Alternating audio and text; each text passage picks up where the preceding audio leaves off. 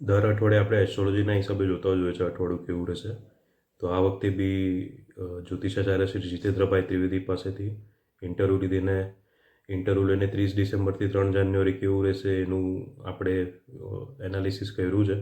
આ વખતે બીજા બી ઘણા એનાલિસિસ આવ્યા, કેમ કે હવે નવું વર્ષ સ્ટાર્ટ થશે એટલે બહુ બધા રિપોર્ટ આવે કે 2025 કેવું રહેશે કેવું નહીં. મોટાભાગના રિપોર્ટમાં બધું સારું જ લખ્યું છે. અને આપણે આ અઠવાડિયાની વાત કરીએ, હવે જે આવતું અઠવાડિયું છે એમાં પણ એસ્ટ્રોલોજીના હિસાબે સારું જ છે. એક લીટીમાં ટેકનિકલ રીઝન કહું તો એવું છે કે શનિ અને શુક્રની યુતિ છે અને તેના ઉપરથી મંગળની દ્રષ્ટિ બજારને ઉપર લઈ જશે એવી સંભાવના છે. હવે આપણે અઠવાડિયા વાઇઝ દિવસ વાઇઝ જોઈએ તો સોમવારે બજાર છે તે તેજીના ગેપથી ખુલશે, 11-20 સુધી વધતું રહેશે, ત્યારબાદ ઘટાડો થશે પરંતુ છેલ્લે જે તે ઓવરઓલ વધારા સાથે જ બંધ રહેશે. મંગળવારે બી ઊંચા ગેપથી ખુલશે, 11.50 સુધી વધશે પરંતુ ત્યારબાદ ધીમે ધીમે માર્કેટ છે તે ઘટતું જશે. તેમ છતાં છેલ્લે સામાન્ય સુધારા સાથે બંધ રહેશે. બુધવારે મોટી તેજીની ગેપથી ખુલશે, 11:40 સુધી પછી બજાર ઘટતું રહેશે અને છેલ્લે ઘટાડા સાથે જ બંધ રહેશે. એટલે આ બુધવાર થોડુંક નેગેટિવ છે.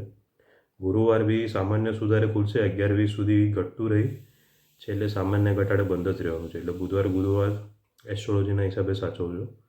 અને શુક્રવારે મોટી તેજીની ગેપથી ખુલશે. હવે આમાં શું છે, નવમાંશમાં 4 ગ્રહોની યુતિ છે, એના લીધે માર્કેટ છે તે મોટા સુધારે પછી બંધ રહેશે. એટલે શુક્રવાર સારું છે. એટલે આ એક એંગલ બી તમે ધ્યાન રાખજો. કોઈક માનતું હોય, કોઈક ના માનતું હોય, મને બધી કમેન્ટ બી આવે છે. પણ હવે આમાં શું છે, દરેકના વિચારો અલગ હોય એટલે મારું કામ છે કે અલગ અલગ એંગલથી એનાલિસિસ આપવાનું, જે હું આપું છું ને આપતો રહીશ. અને હવે આપણે રાશિના હિસાબે કહીએ કે કેવું રહેશે. તો જેમની મેષ રાશિ છે, એટલે જેમનું નામ અ, લ અને ઈ પરથી ચાલુ થતું હોય, એમનો સોમ મંગળ સારું નથી. બુધ ગુરુ બહુ સારું છે. શુક્રવારે સારું છે પણ બુધ ગુરુની કમ્પેરમાં થોડો ઓછો સારો છે.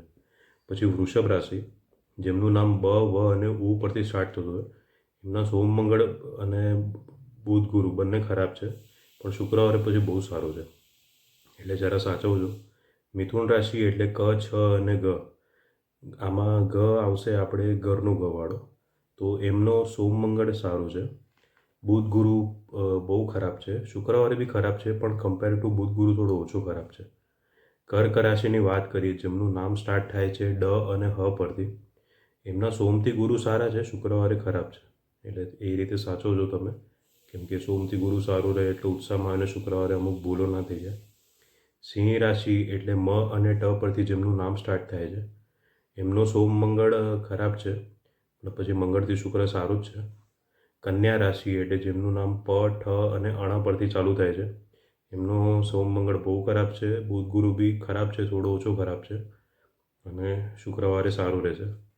તુલા રાશિ, જેમનું નામ ર અને ત પરથી ચાલુ થાય છે, એમનું સોમ મંગળ સારું છે. બુધ ગુરુ અને શુક્ર બી ખરાબ જ છે.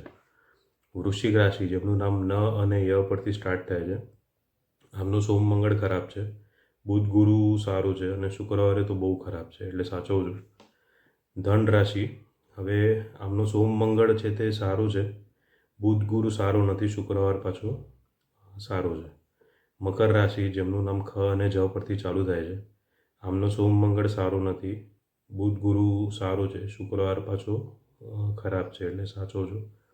કુંભ રાશિ, જેમનું નામ ગ, શ, શ અને સ પરથી ચાલુ થાય છે, આમનો છે તે સોમ મંગળ સારો છે.